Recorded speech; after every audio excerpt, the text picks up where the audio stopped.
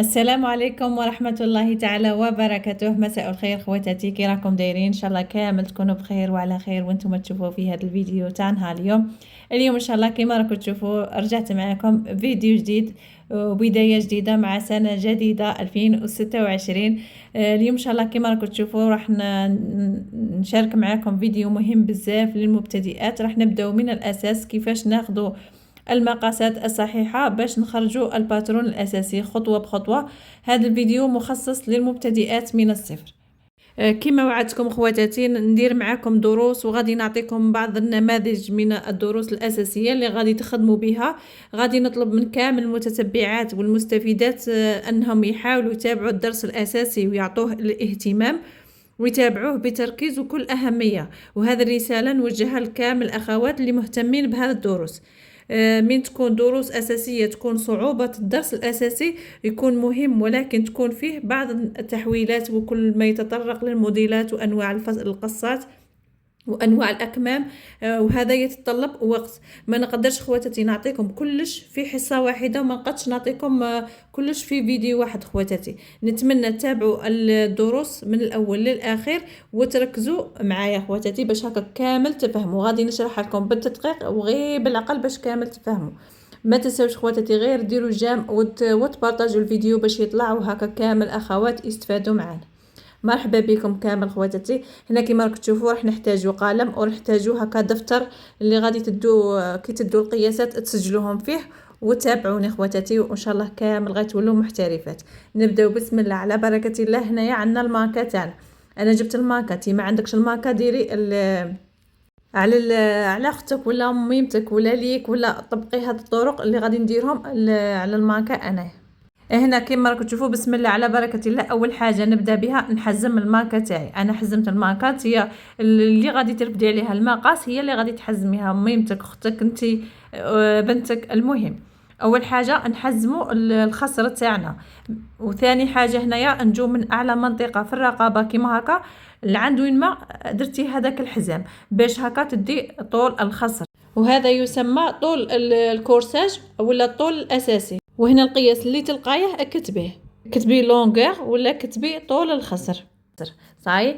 هنايا ثالث حاجه غادي نديروها، غادي نروحوا دوره الصدر. دوره الصدر هنايا غادي نجي ندور كامل الميطره تاعي على الصدر كيما هكا مع الظهر مع الامام كيما شفتوا. هاي تبغي ديري غير النص. هنا غادي نعطيكم هاد الطريقه باش هكا ما نخلطكمش. نجي هنايا ندور الميطره تاعي على الصدر. وشوفوا الاصابع تاعكم كيفاش يكونوا هكا واقفين، ما يكونوش مسطحين النيشان. تكون زياده قيمه 2 اصابع زياده صاي للحق التوسيع. من بعد نتكلموا عليها كي نكونوا نشرحوا في الورق باش هكا ما نخلطكمش صاي. المهم هنا الميطره تاعك شوفوا تحسيها راهي تبوجي، ما راهاش لاصقه على الجسم تاعك. وهنا شوفوا الاصابع كي ديروهم تحت الميطره يكونوا هكا كشغل واقفين ماشي هكا مسطحين. شوف هذه الطريقه اللي ديريها كي ديري الميطره تاعك. هنا خواتاتي تروحي تكتبي شحال لقيتي القياس في دوره الصدر ولا تكتبي تور دو بواترين.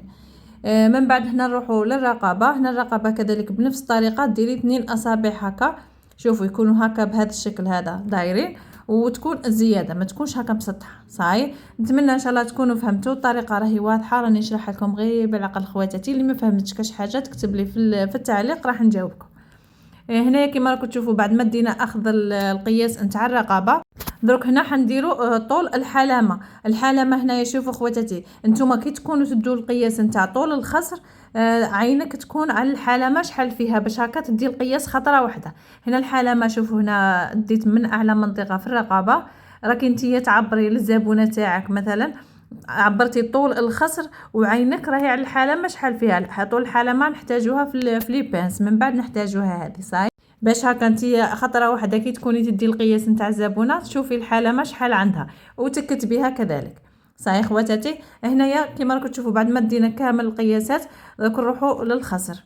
دوره الخصر الاولى دينا طول الخصر، دروك نديروا دوره الخصر ولا تور دو طاي. ها هي هنا ديري القياس نتاعك شحال عندك وتزيدي له 2 اصابع كذلك، ومن بعد تروحي تكتبيهم كذلك. هنايا كل ما تعبري كتبي باش هكا ما تنساش. وهنا نروحوا لدورة الأرداف.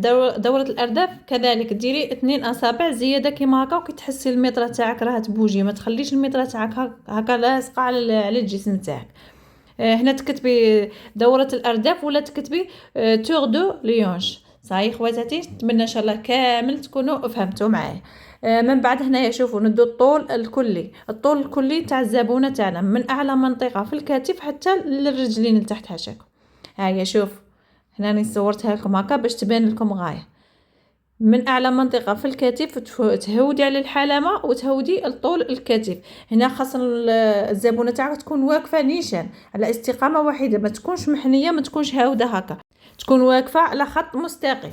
من بعد هنا كما راكم تشوفوا راح ندو طول الذراع، الذراع يكون بهذا الشكل. شوفوا هنا ما عنديش الماركه باش نوري لكم، غادي نوري لكم هنا هكا في ذراعي. شوفوا يدك ولا ذراعك يكون هكا مكمش، ما يكونش مستقيم.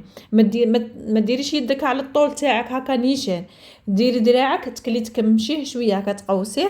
ومن بعد تدي القياس تاعك. هنا شوفوا تجيبي الميطره تاعك من الكتف وتهوديها كامل على الذراع، شحال الطول اللي راكي باغيه ديريه نتيا. صاي الذراع تاعك يكون بهذا الشكل هذا، شوف ما يكونش مستقيم، يكون بهذا الشكل تكلي راه محني. صاي خواتاتي، خاطر جاي ان شاء الله غادي نشري بوبيه صغيره نولي نشرح لكم عليها باش هكا تفهموا اكثر. وهنايا نروحوا لاخر حاجه ندو القياس تاعها وهي عرض الكتف. هيا ندو عرض الكتف من العظمه هذه العظمه الثانيه تاع الكتف. شوفوا خواتاتي، ها هي تجي من العظمه هذه لهذه الجهه الثانيه وتدي القياس تاعك. طريقه بزاف سهله، نتمنى تكونوا فهمتوا الشرح تاعي تاع نهار اليوم وتكونوا استفدتوا من هذا الفيديو. وبهذا نكون وصلنا لنهاية الفيديو تاعنا اليوم اللي كان مخصص للمبتدئات وهو رفع المقاسات. ما تتقلقوش اذا ما فهمتوش كلش من اول مرة، الخياطة تعلم وصبر، ومع الوقت توالفوا وتولي سهلة ان شاء الله. اي استفسار ولا حاجة ما كانتش واضحة خلوها لي في التعليقات وراح نجاوبكم خطوة بخطوة.